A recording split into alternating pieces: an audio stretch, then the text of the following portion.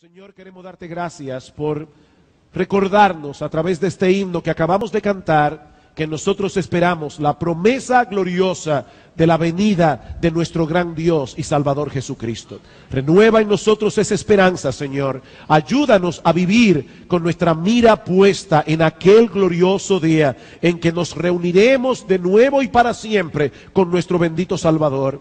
Ahora, Padre, bendice tu palabra, que ella sea sostén para nosotros mientras permanecemos aquí de este lado de la eternidad, luchando con el pecado que todavía mora en nosotros. Padre, bendice tu palabra, porque te lo pedimos en el nombre de Cristo. Amén. En la famosa obra de Juan Bunyan, titulado El progreso del peregrino, se ilustra la vida del creyente a través del peregrinaje de un personaje llamado Cristiano, que sale de la ciudad de la destrucción y se dirige hacia su destino, hacia la Canaán celestial. En una parte de su viaje, Cristiano y otro peregrino llamado Esperanza caen en manos del gigante Desesperación y de su esposa Desconfianza, quienes los encierran en el castillo de la duda. Después de golpearlos severamente, dice Bunyan, y de echarlos en un calabozo inmundo, Desesperación y Desconfianza tratan de convencer a los peregrinos de que se quiten la vida, porque ya no había esperanza para ellos. Y como no pudieron disuadirlos, la señora Desconfianza le sugiere a su marido que los saque fuera del calabozo al patio para que ellos vieran los huesos y calaveras de todos aquellos que el gigante ya había despedazado. Dice ella: hazles creer que antes de una semana los desgarrarás como has hecho con sus compañeros. Mis hermanos, eso es lo que ocurre muchas veces cuando el creyente se desvía momentáneamente de su camino y cae en un período de decadencia espiritual. Casi siempre queda atrapado en el castillo de la duda. Satanás hará todo lo posible por convencerlo de que para él no hay esperanza, que no vale la pena hacer otro intento para salir de su situación. Y cuando él no puede hacerlo desistir de seguir luchando, entonces trae a la memoria de este cristiano todos los casos que él conoce de supuestos creyentes que apostataron de la fe y se apartaron del Señor, tratando de hacerle creer que si ellos no pudieron salir de esa prisión, él tampoco podrá hacerlo. ¿Qué le dice Desconfianza a su marido? Muéstrale los huesos y calaveras de aquellos que ya tú has despedazado y hazles creer que antes de una semana los desgarrarás como a ellos. Pero los que han leído la historia del progreso del peregrino saben que la historia no termina allí. Los peregrinos pudieron escapar de ese horrible castillo porque recordaron que ellos tenían una llave llamada promesa. Mis hermanos, Dios nos ha dejado todos los recursos necesarios para que nosotros lleguemos sanos y salvos a nuestro destino final, a pesar de todos los peligros, a pesar de todas las tribulaciones que nosotros tengamos que enfrentar en este mundo caído. Así que si en este momento estás atrapado en el castillo de la duda y Satanás está tratando de convencerte de que no hay esperanza para ti, mi amado hermano, recuerda que él es un homicida y un mentiroso. Él es homicida y mentiroso. Él miente para destruir. En el paquete de la salvación que Dios nos ha dado por gracia, vino incluido esa llave que abre todas las puertas del castillo de la duda. Acompáñeme al libro de Oseas. El primero de los profetas menores se encuentra después de Daniel y antes de Joel. El libro del profeta Oseas, capítulo 14. Escuchen lo que Dios promete a su pueblo que se había apartado de él. Dice en el capítulo 14: vuelve, oh Israel, a Jehová tu Dios, porque por tu pecado has caído.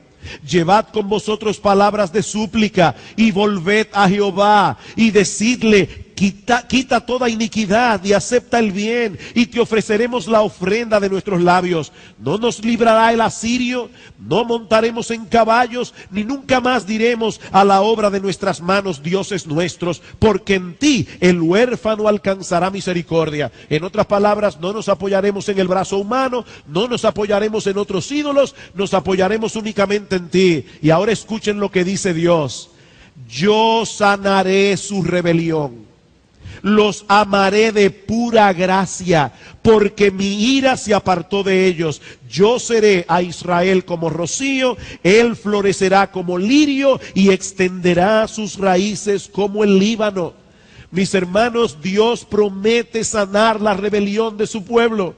Dios promete hacernos fructificar otra vez. Así como fuimos salvos por gracia, nosotros también seremos recobrados por gracia. Yo sanaré su rebelión, yo los amaré de pura gracia, yo los haré fructificar otra vez. Y lo que quiero que veamos en este último estudio sobre la decadencia espiritual que hemos venido llevando ya desde hace varias semanas, son los remedios que debe emplear un cristiano cuando está atravesando por un período de declinación. Y el primero de todos los remedios es este: ocúpate en conocer el verdadero estado de tu alma delante de Dios.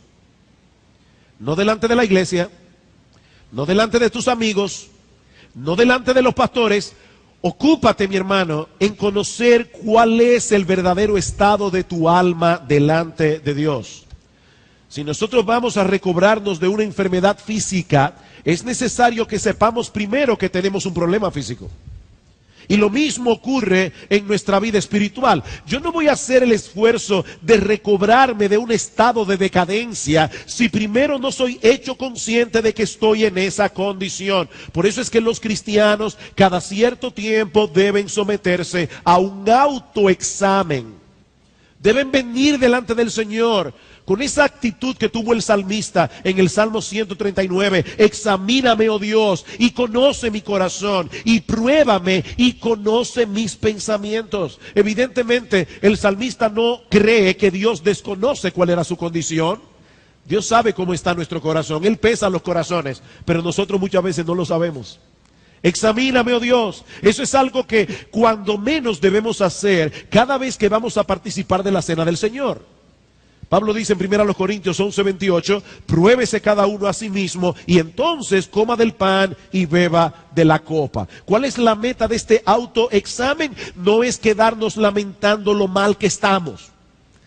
Y eso es alguna nota que debo traer de mucho cuidado. Hermanos, lo que la Biblia nos alienta a hacer no es a ser introspectivos. La persona introspectiva está todo el tiempo poniendo sus acciones, sus motivaciones, sus pensamientos en un microscopio.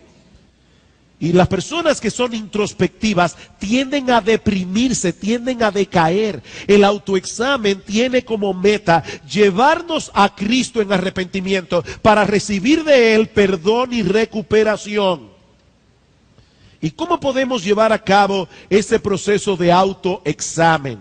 De la misma manera como los doctores llevan a cabo una evaluación médica. ¿Qué hacen los médicos cuando tú llegas a su consulta por primera vez? Ellos no te mandan a hacer radiografía, tomografía y un montón de cosas. Ellos primero te hacen preguntas. ¿Estás durmiendo bien? ¿Has sentido mareos últimamente? ¿Te está doliendo la cabeza? ¿Tienes apetito? Hay una serie de preguntas que los médicos hacen para poder diagnosticar cuál es la condición del paciente. Bueno, mis amados hermanos, si nosotros queremos hacer un autoexamen, debemos hacerlo a través de preguntas. Y lo que yo quiero compartir con ustedes en esta mañana, en el primer punto, que es el más extenso de todos, es un cuestionario que aparece en un libro escrito por Donald Whitney, que precisamente se titula 10 preguntas para diagnosticar tu salud espiritual.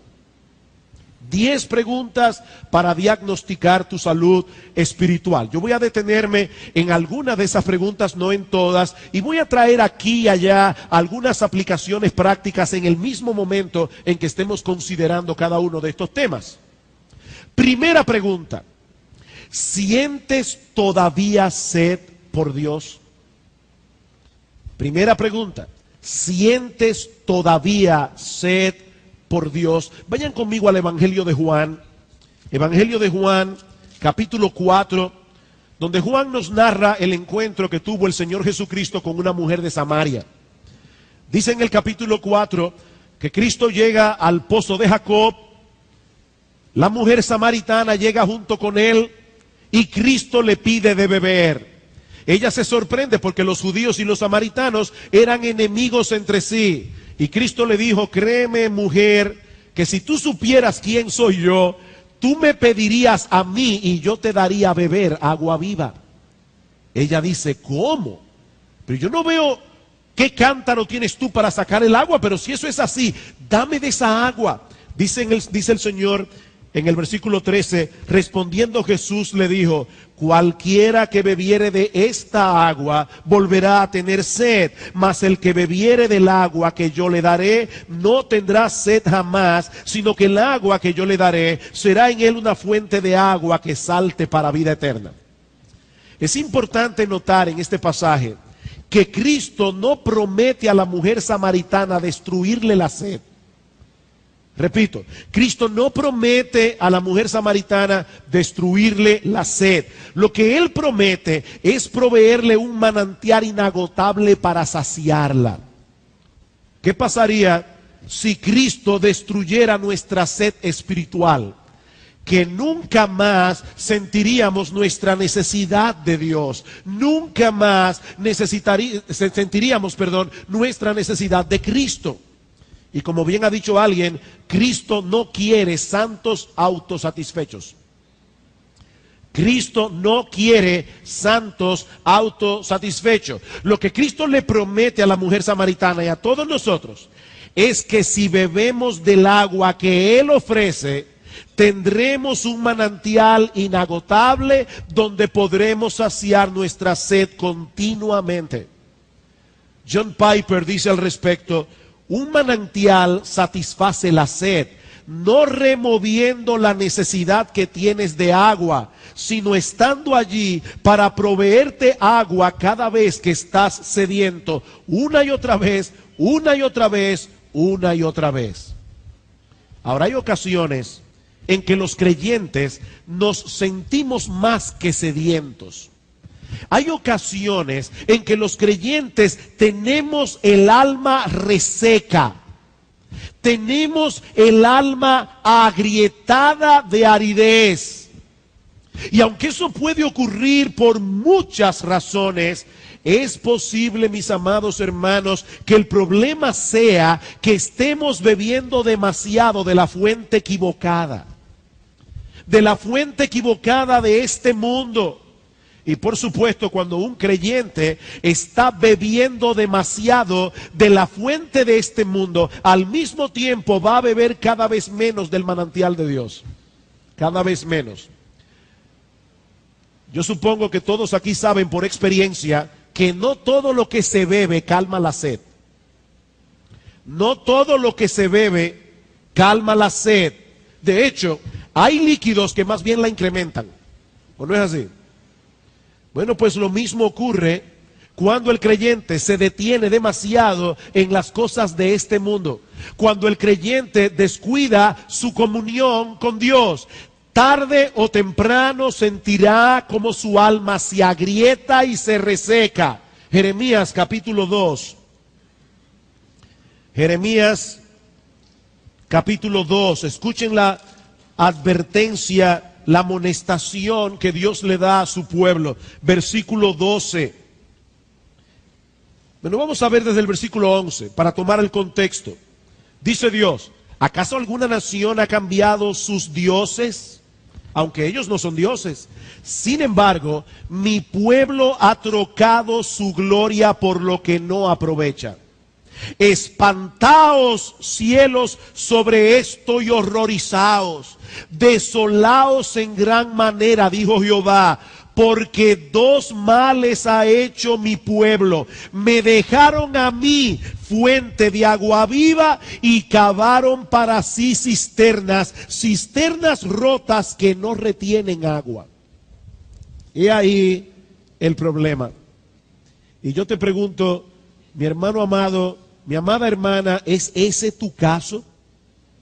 ¿Te has estado dejando seducir por las cisternas rotas de este mundo que no retienen agua, el dinero, el placer, el entretenimiento? ¿Has descuidado tú ir a beber agua en la fuente de agua viva que es nuestro Señor? Entonces no te extrañes de que tienes el alma seca. No puede ser de otro modo, porque el que bebiere del agua que el mundo ofrece volverá a tener sed. Volverá a tener sed. Ahora hay otro tipo de sed que Donald Whitney llama la sed del alma satisfecha. La sed del alma satisfecha. Yo sé que eso puede sonar paradójico de primera impresión, pero lo cierto es, mis amados hermanos, que el alma satisfecha en Dios siente continuamente sed de Dios. El alma satisfecha en Dios siente continuamente sed de Dios, precisamente por haber sido satisfecha. Dice el salmista en el Salmo 34:8, gustad y ved que es bueno Jehová, dichoso el hombre que confía en él. Aquel que ha gustado y experimentado la bondad de Dios en su vida, quiere más, quiere más. Eso fue lo que ocurrió en la vida del apóstol Pablo, Filipenses capítulo 3. Filipenses capítulo 3.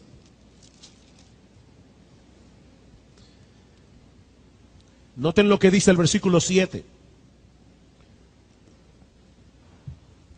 Luego de haber mencionado una lista de cosas muy valiosas para él en el pasado, y cada cual aquí puede hacer su propia lista. ¿Cuáles eran las cosas que eran importantes para ti cuando tú no conocías a Cristo?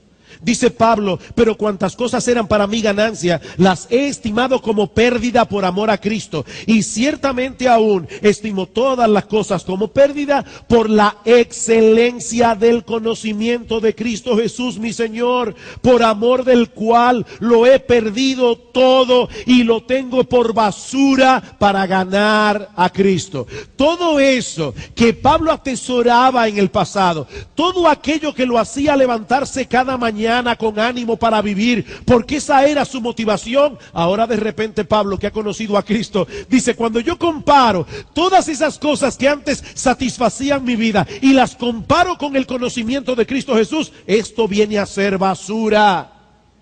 Basura. Versículo 10 dice, yo quiero conocerle a Él y el poder de su resurrección y la participación de sus padecimientos, llegando a ser semejante a Él en su muerte. ¿Qué está diciendo Pablo? Pablo dice, ya yo conocí a Cristo, lo conocí hace 30 años, he estado por 30 años caminando a su lado, pero no me siento totalmente satisfecho.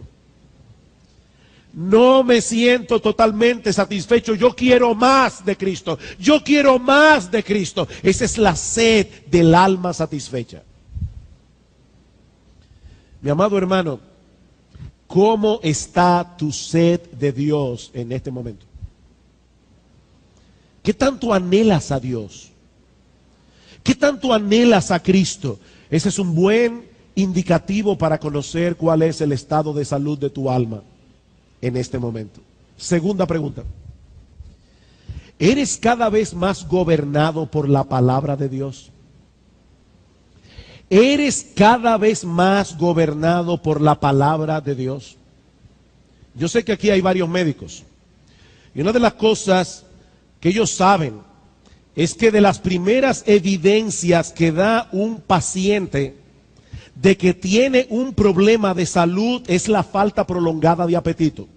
Es una de las primeras evidencias de que algo no está caminando bien. ¿Saben por qué? Porque Dios colocó en el centro de nuestro cerebro ciertos mecanismos que se activan cuando nosotros tenemos la necesidad de cubrir los requerimientos energéticos de nuestros cuerpos.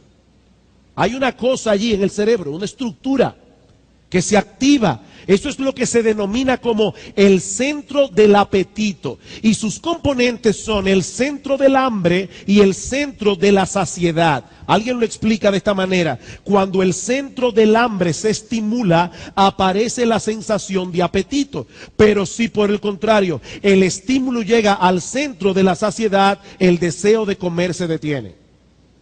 Te come, tiene hambre y de repente ya se sació, ya no siente más hambre.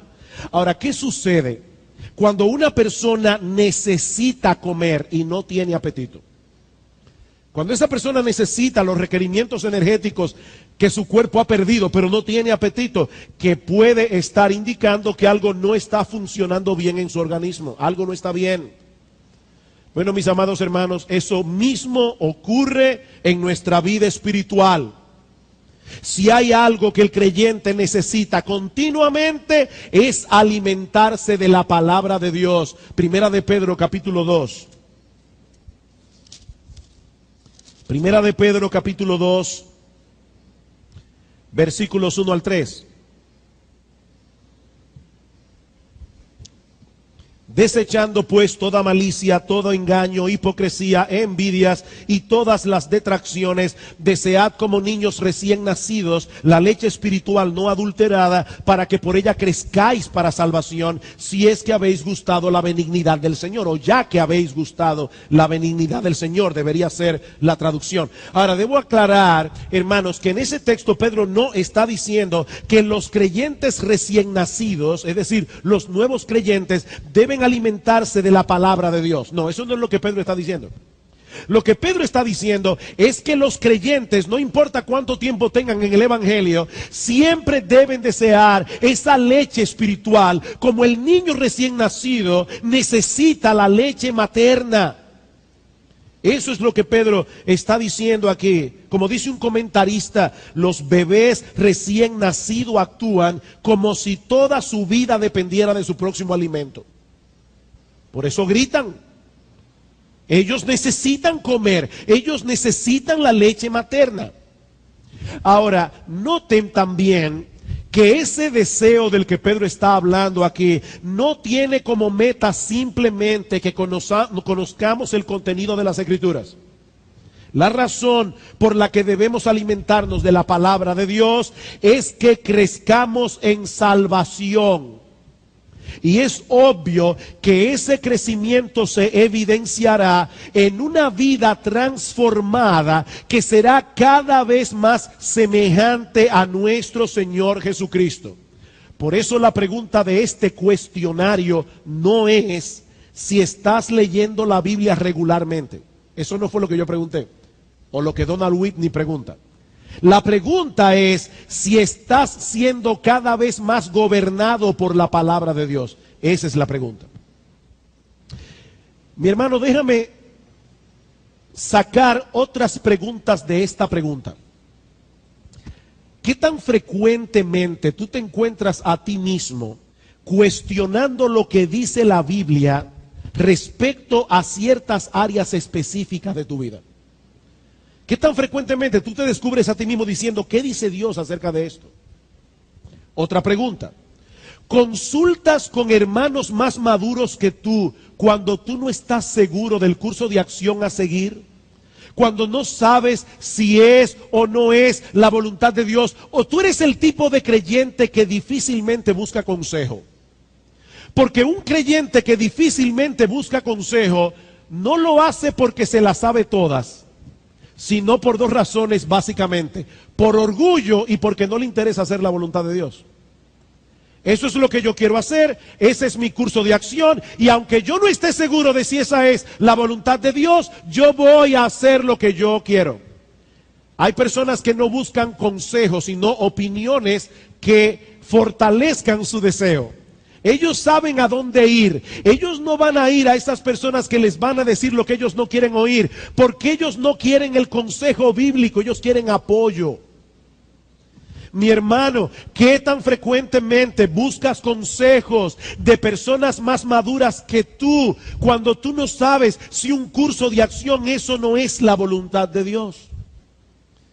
¿Qué tanto procuras conocer esa voluntad de Dios revelada en su palabra para obedecerla? Otra pregunta, ¿cuándo fue la última vez que luego de haber estado en la iglesia y haber escuchado la predicación de la palabra de Dios, has cambiado aspectos concretos de tu vida? Trata de recordar, porque si no lo recuerdas, es posible que hace mucho tiempo que estás viniendo a la iglesia, estás escuchando la palabra, te está entrando por un oído y saliendo por el otro. ¿Cuándo fue la última vez que estando allí sentado en tu asiento, oíste la predicación de la palabra de Dios y eso te llevó a un cambio en tu vida? Eso produjo un cambio en tu curso de acción, incluso produjo un cambio en tus creencias. Ah, pero yo creía que esto era así, pero ahora me han mostrado por la Biblia que esto es asá. ¿Cuándo fue la última vez? Mi hermano, ¿puedes tú identificarte con el salmista en las expresiones que él usa sobre la palabra de Dios en el Salmo 119? Vamos allí un momento. Salmo 119.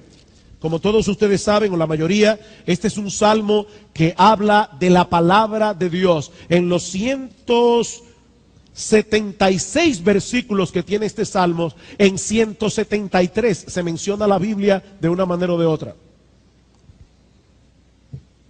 Y escuchen cómo el salmista apreciaba la Biblia. Versículo 44, perdón.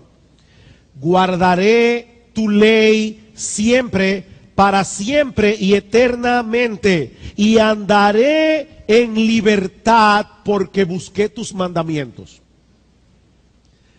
¿Cuál es la visión, la perspectiva que muchas personas tienen de la ley de Dios? Que la ley es una camisa de fuerza. Eso es una visión diabólica y pagana de los mandamientos divinos. Y yo no estoy diciendo esta palabra por chocarlos. Es que ese pensamiento viene del infierno. La ley de Dios conduce a la libertad. Andaré en libertad porque guardé tus mandamientos. Niños, déjenme contarles una historia muy ilustrativa que ya he usado otras veces. No es que estoy sufriendo de Alzheimer, es que no estoy encontrando ilustraciones mejores.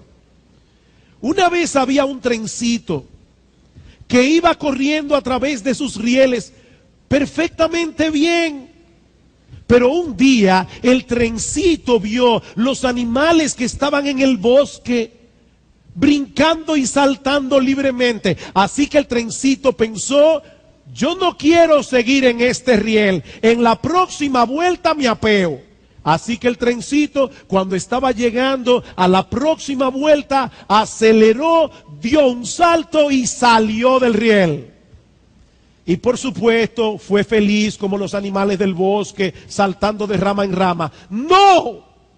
Se quedó atascado, porque el tren fue diseñado para correr en el carril. Nosotros fuimos diseñados por Dios para hacer su voluntad. Cuando decidimos salirnos de ese riel, no nos hacemos más libres, nos esclavizamos. Andaré en libertad porque guardé tus mandamientos. Y hoy día hay muchos creyentes, aún creyentes, que quieren liberarse de la ley de Dios. Andaré en libertad, versículo 47. Y me regocijaré en tus mandamientos, los cuales he amado. Y me alzaré asimismo mis manos a tus mandamientos que amé. Y meditaré en tus estatutos, versículo 97. Oh, cuánto amo yo tu ley. Todo el día es ella mi meditación. Versículo 113. Aborrezco a los hombres hipócritas, mas amo tu ley. Versículo 127. Por eso he amado tus mandamientos más que el oro puro. Y más que el oro muy puro, dice él. Versículo 162. Me regocijo en tu palabra como aquel que haya muchos despojos. La mentira aborrezco y abomino, pero tu ley amo.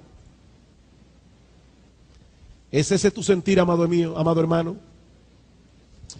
Bueno, pastor, eso era en el Antiguo Testamento. No, eso no era en el Antiguo Testamento. Pablo dice en Romanos capítulo 7, versículo 22, en el hombre interior yo me deleito en la ley de Dios. En el hombre interior yo me deleito en la ley de Dios.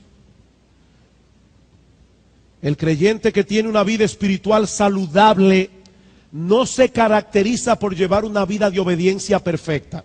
No, eso solamente puede hacerlo Cristo, o pudo hacerlo Cristo mientras estuvo aquí. Eso es imposible de este lado del cielo. Pero el creyente que está creciendo en su vida espiritual lo manifiesta por un anhelo creciente de conformarse cada vez más a la voluntad de Dios revelada en su palabra. Yo decía ayer a los pastores en la capacitación, los impíos pecan y los creyentes también. Pero hay dos diferencias básicas. La primera es que los incrédulos practican el pecado, los creyentes pecan. Hay una diferencia entre practicar un pecado y pecar. De hecho, déjenme decirles algo a los incrédulos que están aquí en esta mañana. Cada respiración de un incrédulo es un pecado. Cada vez que tú respiras, pecas. Porque Dios sostiene tu vida para que tú vivas para su gloria, pero tú no estás respirando para Él. Así que la vida del incrédulo es un continuo pecado. La del creyente no. El creyente peca, pero no practica el pecado. La segunda diferencia entre el creyente y el incrédulo es que están peleando contra su enemigo desde dos terrenos distintos. El incrédulo está en el terreno del pecado luchando contra Dios. ¿Y por qué Dios es tan malo y tan cruel que me prohíbe todo lo que a mí me gusta? Ese es el pensamiento del impío. El creyente está en el terreno de Dios luchando contra el pecado. Y aun cuando peca, se avergüenza de haber hecho lo malo. Es una diferencia total. El creyente que está bien espiritualmente desea conformar su vida cada vez más a la voluntad revelada de Dios. Hablando en un sentido práctico, dice Donald Whitney, te das cuenta de que la palabra de Dios está teniendo una influencia creciente sobre ti cuando puedes señalar un creciente número de creencias y acciones que han sido cambiadas en tu vida debido a la obra de textos específicos de la Biblia. Tú puedes señalar acciones, creencias que la palabra de Dios transformó en tu vida. ¿Qué hacer si tú descubres que tu deseo por la Biblia ha menguado? Y con esa falta de apetito por la Biblia, también ha menguado la influencia de la Biblia sobre ti. Te voy a dar un consejo extraño, un consejo que parece un círculo vicioso. ¿Quieres volver a tener apetito por la Biblia? Date un banquete regular de Biblia. ¿Quieres tener otra vez apetito por la Biblia? Date un banquete regular de Biblia. Dice Donald Whitney, nada puede hacerte más hambriento por la Biblia que la Biblia misma. ¿Por qué algunas personas se aburren leyendo la Biblia si la Biblia es un libro fascinante? Porque la están leyendo superficialmente o no la están leyendo. Miren, cuando uno va a las Escrituras, y otra vez, este es un ejemplo que yo he puesto otras veces, es como un niño o un joven que tú lo llevas por primera vez a la playa. Yo nací en San Juan de la Maguana, como ustedes saben, en San Juan no hay playa. Y es una sensación extraordinaria cuando uno ve el mar por primera vez. Pero resulta que a este individuo lo llevan a la playa, ve el mar por primera vez y él está maravillado. Pero ya la 25ª vez que visita el mismo lugar, dice, bueno, pero ya yo lo vi. Ya yo lo vi. Entonces la persona le dice, espérate, ven, es que tú has visto solamente la superficie. Ponte ahora esta escafandra y métete abajo del agua. La persona se mete abajo del agua y descubre un mundo que él no había visto. Y dice, wow, pero esto es fascinante. Después que ya tuviste la playa por abajo, ahora el tipo te dice, espérate, no. Ahora ponte un tanque de oxígeno. Yo te voy a llevar 1 kilómetro más adentro para que tú veas maravillas de verdad.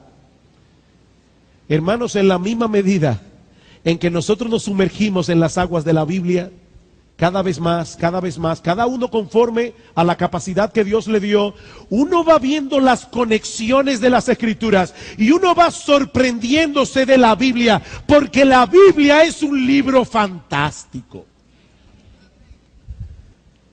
¿Quieres volver a tener apetito por la Biblia? Come Biblia. Come Biblia. El apetito te volverá. Tercera pregunta. ¿Estás creciendo en tu amor por los demás? ¿Estás creciendo en tu amor por los demás? Decía Martín Lutero, mientras más ama a una persona, más se acerca a la imagen de Dios. Mientras más ama una persona, más se acerca a la imagen de Dios. Eso es exactamente lo que dice el apóstol Juan en su primera carta. Amémonos unos a otros porque el amor es de Dios. Todo aquel que ama es nacido de Dios y conoce a Dios porque Dios es amor. El que no ama no ha conocido a Dios. El amor. ¿De dónde aprendió el apóstol Juan que el amor era tan importante? Lo aprendió de su Señor, de Jesucristo. Juan capítulo 13. Juan capítulo 13, versículo 34. Un mandamiento nuevo os doy, que os améis unos a otros, como yo os he amado, que también os améis unos a otros. En esto conocerán todos que sois mis discípulos, si tuviereis amor los unos por los otros. Juan 15, 12. Este es mi mandamiento, que os améis unos a otros como yo os he amado. Versículo 17. Esto os mando, que os améis unos a otros. Que os améis unos a otros. Y vamos a través del Nuevo Testamento y vamos viendo esas exhortaciones una y otra vez. Amaos unos a otros con amor fraternal. Romanos 12:10. No debáis a nadie nada, sino el amaros unos a otros. Romanos 13:8. Todas vuestras cosas sean hechas con amor. 1 Corintios 16:14. Porque toda la ley en una sola palabra se cumple. Amarás a tu prójimo como a ti mismo. Gálatas 5:14. Y andad en amor como también Cristo nos amó y se entregó por nosotros. Efesios 5:2. Y así pudiera seguir texto tras texto tras texto. La salud espiritual de un creyente se manifiesta a través de una medida creciente de amor hacia otro o hacia otros. Y nosotros pudiéramos estar creciendo en otras áreas, en el conocimiento, en la fe, hasta en el altruismo. Pablo dice, si no tienes amor, de nada te sirve. Si tuvieres toda la fe de tal manera que pudieres pedir a un monte que se desarraigue y se mueva para otro lado y no tienes amor, de nada sirve. Si tuvieres toda la ciencia, todo el conocimiento, eres un genio y no tienes amor, de nada te sirve. Si entregares todos tus bienes a los pobres y hasta tu cuerpo para ser quemado y no tienes amor, de nada te sirve. El amor,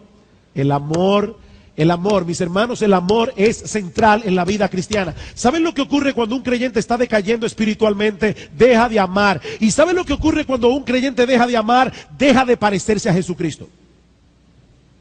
Deja de parecerse a Jesucristo. Y comienza a cultivar hierbas malas en su jardín. El amor es sufrido. Es decir, el amor tiene aguante. Una persona que no ama no aguanta mucho.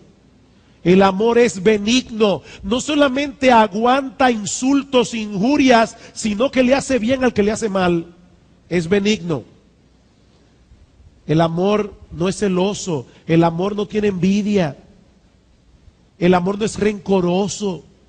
Pero una persona que no ama es envidiosa, es egoísta, es egocéntrica, es celosa. Es terrible la falta de amor. Hace que no nos parezcamos a Cristo.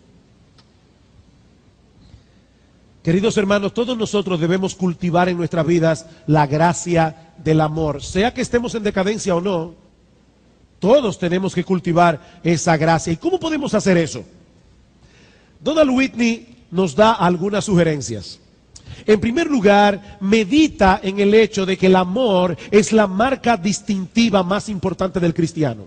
Hay muchas marcas distintivas en el cristianismo, pero el amor es la más importante. Dice Maurice Roberts, la gracia suprema del cristiano es el amor. El amor es la joya suprema entre las gracias de la vida cristiana. Y ahora escuchen, dice él, nosotros lo sabemos, pero continuamente lo olvidamos. Nosotros lo sabemos, pero continuamente lo olvidamos. Medita en eso, mi hermano, continuamente. Exponte a todos esos textos del Nuevo Testamento que hablan de la necesidad de amarnos unos a otros. Medita en eso. Y pídele a Dios en oración que eso impacte tu corazón.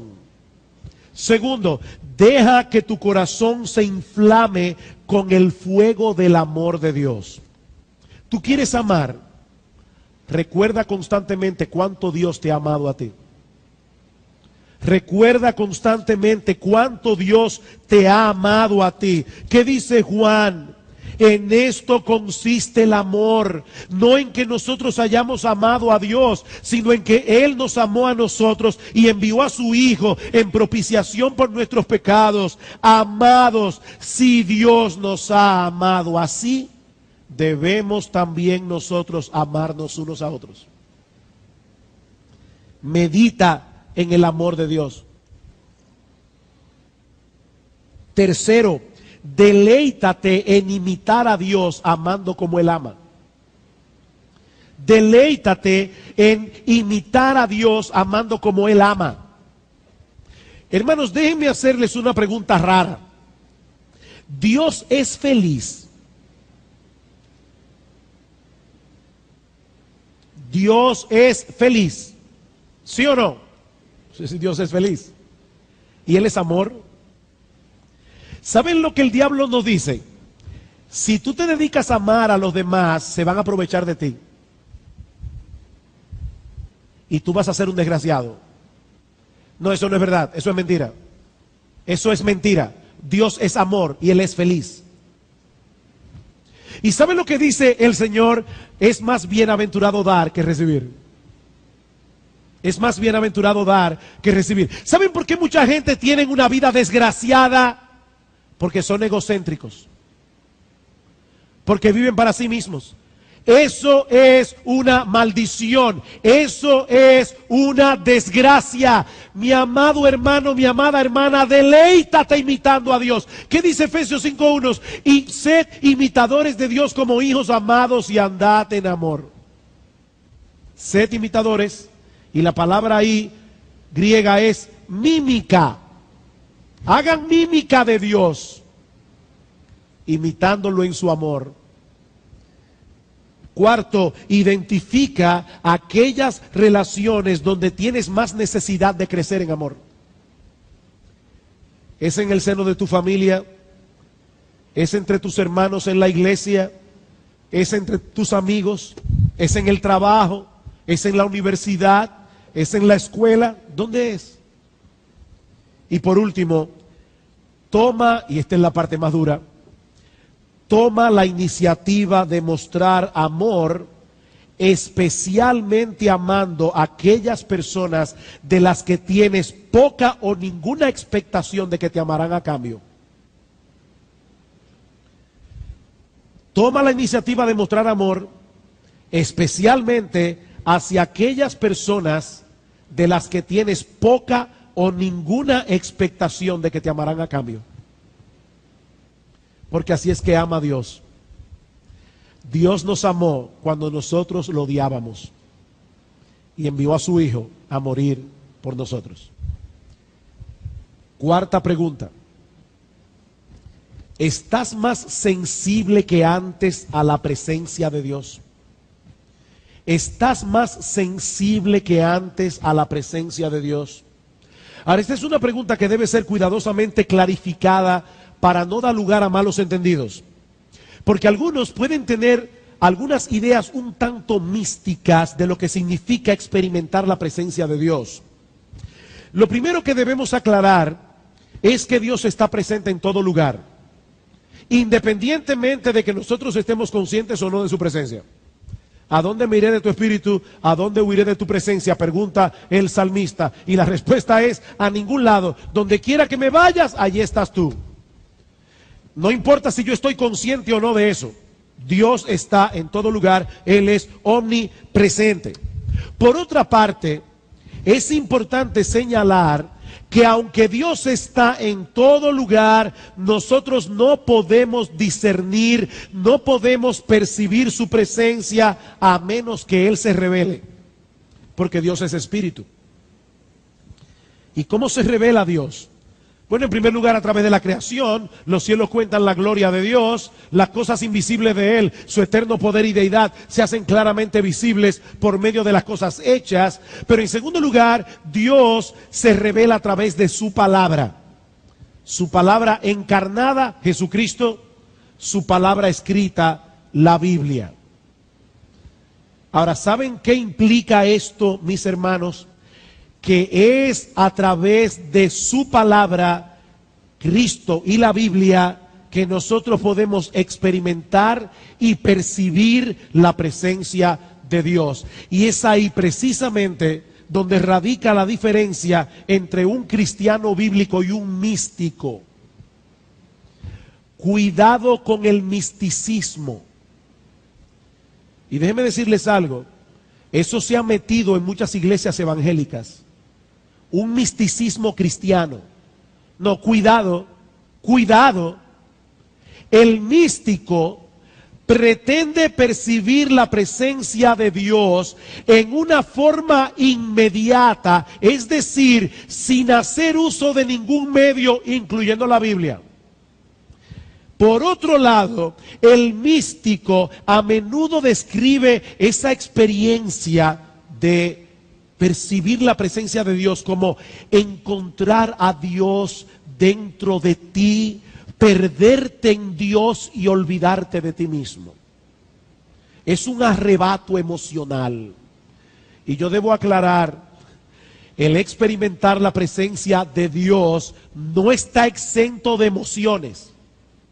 Pero experimentar la presencia de Dios no es un arrebato emocional en el que tú pierdes el control y te olvidas de ti mismo y te fundes en Dios. No. No es así como la Biblia lo describe. El fruto del Espíritu es amor, gozo, paz, paciencia, bondad, benignidad, mansedumbre, templanza, dominio propio. Cuando usted ve una persona que parece que está loca, porque ha perdido el control, está en trance. Mire, él está lleno de lo que sea, pero no del Espíritu Santo. Yo no sé de qué está lleno, pero no es del Espíritu Santo. El fruto del Espíritu es dominio propio. Mientras más lleno está una persona del Espíritu de Dios, más controlado está. Timoteo, 2 Timoteo 1:6, no nos ha dado Dios espíritu de cobardía, sino de poder, de amor y de dominio propio. ¿Ustedes saben cuántas iglesias hoy día las personas experimentan la presencia de Dios y ruedan por el piso? En Toronto hay un movimiento que es el movimiento de la risa. De repente esas personas en la iglesia experimentan una histeria colectiva supuestamente efectuada por una obra del Espíritu de Dios, donde todo el mundo comienza a reírse, a reírse, a reírse y no se puede parar. Bueno, hermanos, yo no sé qué es lo que pasa en esas iglesias, pero ustedes pueden estar seguros, eso no viene de Dios. Eso no viene de Dios. No es de ese tipo de experiencia que nosotros estamos hablando aquí. Más bien, la Biblia nos dice que nosotros debemos buscar a Dios a través de su palabra o a través de experiencias fundamentadas en su palabra. Por ejemplo, dice Donald Whitney, mientras más leo y medito en la escritura o la escucho mientras es predicada, yo puedo esperar tener la conciencia de que es la voz de Dios que yo estoy escuchando. ¿No es verdad, hermanos, que nosotros no siempre experimentamos eso? A veces estamos en la iglesia y oímos la prédica como una charla bíblica más, pero hay otros momentos donde el Espíritu de Dios nos hace muy conscientes. Estoy en la presencia de Dios, estoy escuchando la voz de Dios. Sigue diciendo Whitney: mientras participo en la adoración congregacional ordenada por Dios, así como en la cena del Señor, por fe yo puedo esperar encontrar allí la presencia espiritual de Cristo. Y cuando voy caminando por el bosque o entrando por la puerta del lugar donde trabajo, yo puedo buscar y percibir la presencia de Dios en momentos como esos, porque la Biblia me dice que Él está en esos lugares también. En otras palabras, experimentamos la presencia de Dios cuando estamos conscientes de lo que Él mismo nos ha revelado acerca de su persona en su palabra.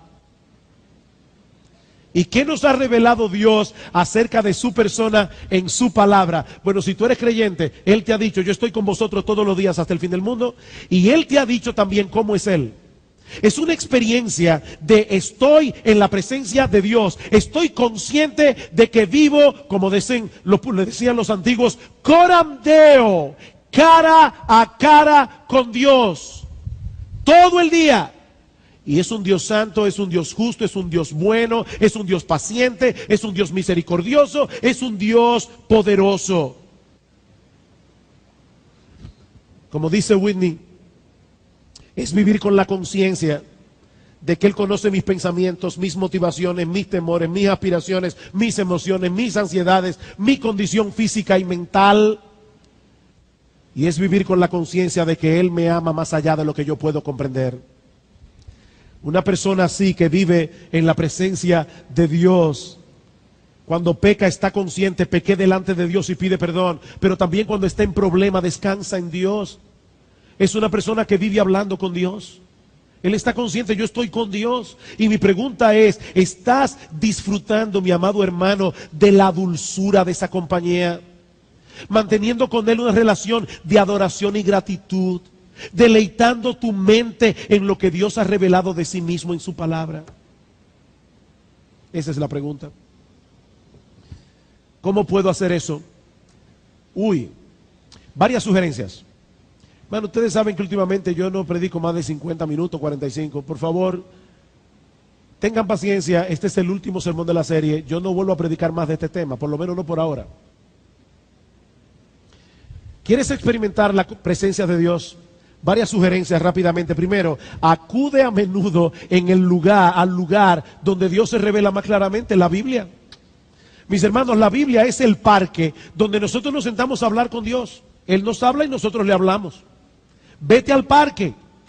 Dice Martin Lloyd-Jones: mientras más conocemos la Biblia y la leemos, más a menudo seremos llevados a la presencia de Dios. De manera que si quieres poner al Señor delante de ti, dedica mucho de tu tiempo a la lectura regular de la Biblia. Segundo, reconoce su presencia contigo mientras caminas con Él. Yo estoy con vosotros todos los días hasta el fin del mundo. Esposas, déjenme hacerles una pregunta. ¿No es verdad que muchas veces ustedes están en la misma habitación con su marido y por causa de que él no conversa, por causa de que él está encerrado en sí mismo, el hecho de estar en la misma habitación no los está uniendo más ni está acrecentando vuestra intimidad? ¿Ustedes no se quejan a cada rato de eso? Bueno, mis hermanos, ¿por qué nosotros vamos caminando al lado con Cristo todos los días de nuestra vida, encerrados en nosotros mismos y olvidando que Él está ahí? Pásate la vida hablando con Cristo, que Él está a tu lado. Habla con Él el día entero. ¿Saben lo que es la oración? La oración es el batimóvil, el batiteléfono de Batman, que está conectado con el del comisionado. El comisionado nada más tiene que levantar el teléfono y ya está conectado con Batman. Nosotros tenemos un batiteléfono conectado con el cielo las 24 horas. Y ¿saben lo mejor? Es gratis. Gratis, ni siquiera como el Skype, porque en el Skype hay que ir a una computadora. Esto es gratis. El día entero. Nosotros andamos con Cristo el día entero. Tercero, acude al culto de adoración con la expectativa de que te vas a encontrar con Él. Donde estén 2 o 3 congregados en mi nombre, y estoy yo en medio de ellos. Ven a la iglesia, Señor. Yo quiero percibir tu presencia. Yo quiero oír tu voz. Medita continuamente en la verdad de que Dios es omnipresente. Medita en eso. Lamentablemente, hermanos, no podemos seguir deteniéndonos en cada una de estas preguntas, por lo que voy a limitar solamente a mencionarlas, lo lamento. Quinta pregunta: ¿estás experimentando una medida creciente de preocupación por las necesidades espirituales y temporales de otros? ¿Qué tan consciente estás? Tú vienes al culto de oración, porque es ahí donde se habla del problema de la familia. ¿Estás experimentando una medida creciente de preocupación por los otros? Sexta pregunta: ¿te deleitas en la esposa de Cristo, que es su iglesia? ¿O tú eres de los que tiene un corazón amargado con respecto a la iglesia? Eso es decadencia espiritual. ¿Son las disciplinas espirituales importantes para ti en una medida creciente? Ya nosotros hablamos de eso las semanas antepasadas. Octavo: ¿todavía sientes dolor por tu pecado? Cuando tú pecas, tú sientes dolor, vergüenza, tristeza. Novena pregunta: ¿eres una persona que perdona rápidamente? Porque Dios es perdonador. En la misma medida en que nosotros nos parecemos a Dios, vamos a ser más rápido para perdonar. Décima pregunta: ¿qué tanto anhelas el cielo y estar con Jesús? ¿Qué tanto anhelas el cielo y estar con Jesús? Espero, hermano, que este cuestionario te haya servido de ayuda para hacer un chequeo médico de la condición de tu alma delante de Dios. Ahora, ¿qué debes hacer ahora? Si has descubierto que alguna de esas áreas no están caminando bien, si has descubierto que estás atravesando por un periodo de decadencia espiritual, créame, no más de 5 minutos. Esto va a ser muy breve. Ocúpate en tratar con tus pecados en una forma bíblica, viniendo delante de Dios en arrepentimiento, pero con la esperanza de ser perdonado y restaurado. Mi hermano, mi hermana, recuerda lo que decíamos al principio: no hay razón para que un creyente se quede encerrado en el castillo de la duda. Dios ha puesto en tus manos la llave de la promesa. Y Él no solo promete perdonar nuestros pecados, cuando nosotros vamos delante de Él en confesión de faltas, Él promete restaurar nuestra vida. Si confesamos nuestros pecados, Él es fiel y justo para perdonar nuestros pecados y limpiarnos de toda maldad. ¿Qué le dice Cristo a la iglesia de Éfeso? Yo tengo contra ti que has perdido tu primer amor. Por tanto, recuerda de dónde has caído, arrepiéntete y haz las primeras obras.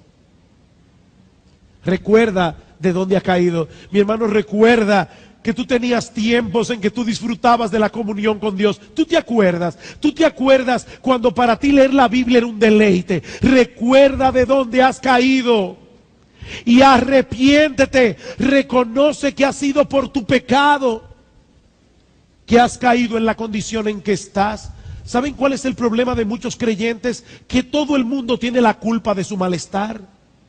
La culpa la tienen los pastores porque no me cuidan. La culpa la tienen los hermanos porque no me llaman. La culpa la tiene mi esposa porque no me quiere. La culpa la tiene mi esposo porque no me ama. No, mi hermano, no hagas eso, no hagas eso. Arrepiéntete porque es tu pecado. Pero recuerda, hay perdón en Cristo. Y haz las primeras obras. Vuelve de nuevo hacer todo lo que tú hacías en tu vida cristiana y que tal vez todavía haces por inercia, pero vuelve a hacerlo como al principio, con la conciencia de yo quiero agradar a Dios con esto. Yo quiero tener comunión con mi Señor al leer la Biblia. No es un ritual. Ay, pastor, mi problema es peor. Estoy en tal condición que ya yo no sé si soy creyente o incrédulo. Te tengo una buena noticia, buenísima noticia. Yo no sé si tú eres un creyente que está en una decadencia espiritual o si tú eres un incrédulo que por un tiempo creíste que eras creyente, pero te voy a decir algo, el remedio es el mismo. Ve a Cristo en arrepentimiento y fe. Después averiguamos qué es lo que tú eras. Pero por ahora, vete a Cristo en arrepentimiento y fe. Él dice, las puertas están abiertas. Yo no voy a rechazar a nadie que venga a mí clamando por misericordia. Mi hermano, no te quedes medio viviendo tu vida cristiana. Cristo vino a darnos vida y vida en abundancia. No le creas al diablo, hay esperanza para ti. Hay esperanza para ti. Vamos a orar. Padre, queremos darte gracias por habernos permitido exponer esta serie de mensajes. Y es nuestra petición, Señor, que tú la uses poderosamente en el corazón de cada uno de nuestros hermanos. Padre, bendice tu palabra, prospera tu palabra. Aquellos que están aquí decaídos, anímalos. Aquellos que están en decadencia, sácalos de esa condición y que ellos vuelvan a sentir el gozo de ser fructíferos otra vez. Oh Dios, bendice Iglesia Bíblica del Señor Jesucristo, porque te lo pedimos en el nombre de Cristo. Amén.